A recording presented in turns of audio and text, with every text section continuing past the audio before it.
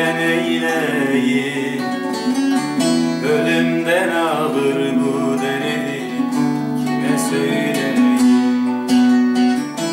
Sensiz geçen şu ömrümü söyle neyleyim, ölümden ağır bu derdi kime söyleyeyim? Uzaktan da olsa bir tek sesim duyayım, olan oldu geçen gitti ya da sorayım. Uzaktan da olsa bir tek sesim duyayım, olan oldu geçen gitti ya da sorayım.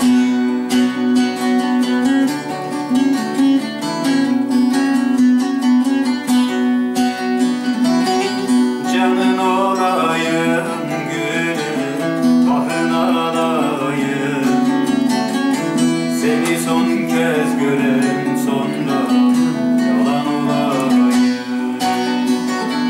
Canın olayım, gülüm, bahın alayım, seni son kez gören sonra yalan olayım.